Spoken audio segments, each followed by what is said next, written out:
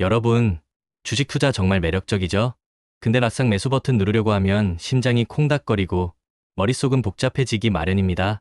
수많은 정보 속에서 도대체 뭘 봐야 할지 막막할 때가 많아요. 혹시 여러분도 이런 경험 있으신가요? 이 기업, 정말 좋은 건가? 내 돈 날리는 거 아니겠지? 이런 불안감에 매수 직전까지 망설이게 되죠? 하지만 오늘 제가 알려드릴 이 세 가지 재무제표 꿀팁만 아신다면 여러분의 투자 결정에 훨씬 더 큰 확신과 용기가 생길 겁니다. 매수 버튼 누르기 전 딱 이 세 가지만 확인하면 됩니다. 우리는 투자를 할 때 단순히 기업의 이름이나 소문에만 의존해서는 절대 안 됩니다. 기업의 본질, 즉 그 기업이 얼마나 돈을 잘 벌고 있는지, 재정적으로 튼튼한지, 그리고 현금을 잘 관리하고 있는지를 파악하는 것이 중요합니다. 이걸 알 수 있는 가장 정확한 방법이 바로 재무제표 분석입니다. 재무제표는 기업의 성적표와 같아서 이 성적표를 제대로 읽을 줄 알면 여러분은 더 이상 감으로 투자하지 않고 데이터에 기반한 현명한 투자를 할 수 있게 됩니다. 어려운 용어들 때문에 벌써부터 머리가 아프다고요?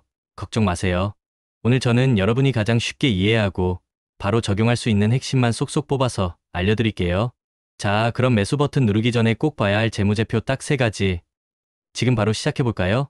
첫 번째, 손익계산서를 통해 기업의 수익성을 확인하세요.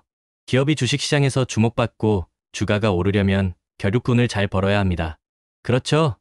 우리가 회사를 운영한다고 생각해보세요. 가장 중요한 건 뭐겠어요? 바로 이익입니다. 손익계산서는 일정 기간 동안 기업이 얼마나 돈을 벌고 얼마나 썼는지를 보여주는 보고서입니다. 쉽게 말해 기업의 장사 실적을 나타내는 거예요. 이 손익계산서에서 우리가 가장 집중해서 봐야 할 세 가지 지표가 있습니다. 첫째, 매출액입니다. 매출액은 기업이 상품을 팔거나 서비스를 제공해서 벌어들인 총 금액이에요. 생각해보세요. 매출액이 꾸준히 늘어나는 기업은 그만큼 사업이 잘 되고 있고 성장하고 있다는 뜻이겠죠. 매년 매출액이 꾸준히 우상향하는지 확인하는 것만으로도 기업의 기본적인 성장성을 파악할 수 있습니다. 갑자기 매출이 급등했다면 일시적인 현상일 수 있으니 최소 3년에서 5년치 매출 추이를 살펴보는 게 좋습니다. 둘째, 영업이익입니다. 영업이익은 매출액에서 상품을 만들거나 서비스를 제공하는 데 들어간 비용원과 판매비, 관리비 등을 제외하고 남은 이익입니다. 이익 중에서도 가장 핵심적인 이익이라고 할 수 있죠. 기업의 본업으로 얼마나 돈을 잘 벌고 있는지를 보여주는 지표이기 때문입니다. 아무리 매출액이 많아도 영업이익이 줄어든다면 장사는 잘 되는데 남는 게 없다는 뜻이겠죠? 영업이익이 꾸준히 늘고 있는지, 그리고 영업이익률, 영업이익 매출액이 동종업계 다른 기업들에 비해 높은 편인지를 확인하면 기업의 수익성을 제대로 파악할 수 있습니다. 셋째, 순이익입니다. 순이익은 영업이익에서 이자, 비용, 세금 등 모든 비용을 다 빼고 최종적으로 기업의 주머니에 남는 돈입니다. 모든 비용을 다 제하고도 이익이 꾸준히 난다는 건 그만큼 기업이 재정적으로 탄탄하고 안정적이라는 증거입니다. 순이익이 마이너스이거나 들쑥날쑥하다면 아직 사업 모델이 안정적이지 않거나 숨겨진 위험이 있을 수 있다는 신호로 볼 수 있습니다. 결국 순이익이 꾸준히 성장하는 기업이야말로 장기 투자에 적합한 기업이라고 할 수 있습니다. 자, 기억하세요. 매출액, 영업이익, 순이익의 꾸준한 성장. 이것이 바로 기업의 수익성을 판단하는 가장 중요한 지표입니다. 두 번째, 재무상태표를 통해 기업의 재정 건전성을 확인하세요. 아무리 돈을 잘 벌어도 빚이 너무 많거나 자산이 부실하다면 불안하겠죠? 재무상태표는 특정 시점에 기업이 무엇을 얼마나 가지고 있고 자산, 갚아야 할 빚은 얼마나 되며 부채, 주주들의 몫은 얼마인지 자본을 보여주는 보고서입니다. 기업의 현재 재정 상태를 한눈에 볼 수 있는 스냅샷이라고 생각하시면 됩니다. 여기서도 딱 두 가지 핵심 지표만 살펴봅시다. 첫째, 부채 비율입니다. 부채 비율은 기업이 가진 총자본 대비 부채가 얼마나 되는지를 보여주는 지표입니다. 공식은 부채 자본인데요. 일반적으로 부채 비율이 100% 이하이면 재정적으로 매우 안정적이라고 평가합니다. 물론 업종 특성상 부채가 많을 수 있는 산업도 있지만 보통 부채 비율이 높다는 건 그만큼 기업이 빚에 의존해서 사업을 하고 있다는 뜻이고 이는 재무적인 위험으로 이어질 수 있습니다.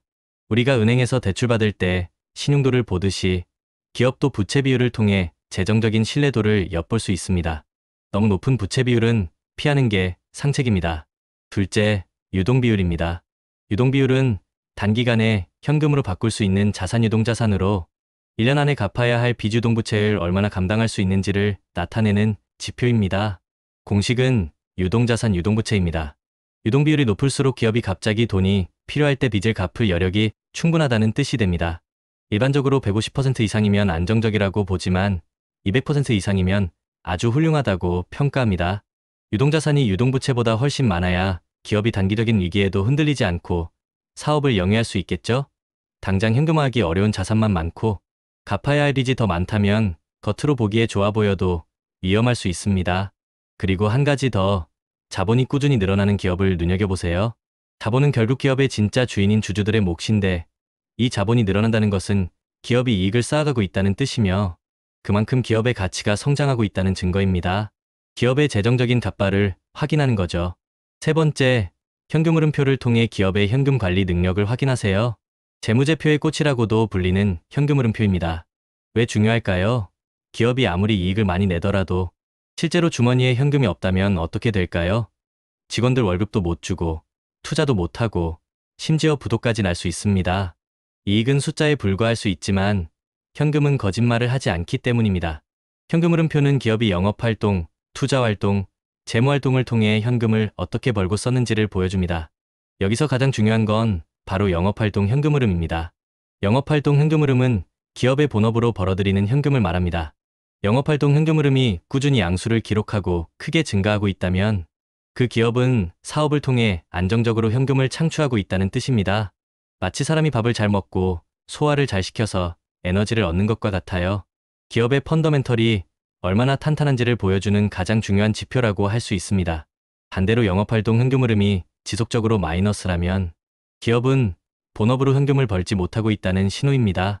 이런 기업은 투자를 위해 빚을 내거나 자산을 팔아서 현금을 조달해야 하는데 이는 지속 가능하지 않은 상태를 의미합니다. 간혹 성장 초기의 기업은 투자를 많이 해서 마이너스가 날 수도 있지만 어느 정도 성숙기에 접어든 기업이 영업활동 현금 흐름이 좋지 않다면 주의해야 합니다. 그리고 잉여현금 흐름 FCF도 함께 보면 좋습니다. 잉여현금 흐름은 기업이 영업활동으로 벌어들인 현금에서 기업의 운영과 성장을 위해 반드시 필요한 투자 유형 자산 취득 등을 하고 남은 현금을 말합니다. 이 잉여현금 흐름이 꾸준히 발생한다는 건 기업이 미래 성장을 위한 투자를 하고도 남은 현금을 배당이나 자사주 매입 등을 통해 주주들에게 돌려줄 여력이 충분하다는 의미가 됩니다. 주주 친화적인 기업인지를 판단하는 중요한 지표 중 하나입니다. 현금이 마르지 않고 계속 흘러넘치는 기업, 얼마나 든든한가요? 자, 이렇게 매수 버튼 누르기 전에 봐야 할 재무제표, 딱 3가지 손익계산서, 재무상태표, 현금 흐름표에 대해 알아봤습니다. 어떠세요? 생각보다 어렵지 않죠? 물론 재무제표 분석은 이 3가지만으로 끝나는 건 아닙니다. 더 깊이 들어가면 수많은 지표와 분석 방법이 존재하고 기업의 성장 추세를 파악하기 위해 과거 재무제표와 비교 분석하는 것도 중요합니다. 재무제표 하단에 빼곡히 적혀있는 추석에는 기업의 중요한 회계 정책이나 특별한 사건들이 상세히 기록되어 있으니 여유가 되신다면 추석까지 살펴보는 습관을 들이는 것이 좋습니다. 추석이야말로 재무제표에 숨겨진 보석 같은 정보들을 담고 있거든요. 하지만 지금 당장 투자를 시작하고 싶은 초보 투자자분들이라면 제가 오늘 말씀드린 이 3가지, 즉 수익성, 재정 건전성, 현금 관리 능력 이 3가지 큰 틀에서 기업을 바라보는 것만으로도 충분히 현명한 투자 결정을 내릴 수 있는 기본적인 그릇을 갖추게 되는 겁니다. 투자의 구루 워렌 버핏도 이런 말을 했습니다.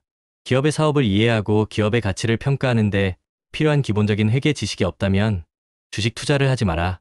이 말은 투자에 있어서 재무제표의 중요성을 강조하는 거죠. 재무제표는 기업의 언어와 같습니다. 이 언어를 이해할 때 비로소 우리는 기업과 소통하고 그 기업의 진짜 가치를 볼 수 있게 됩니다.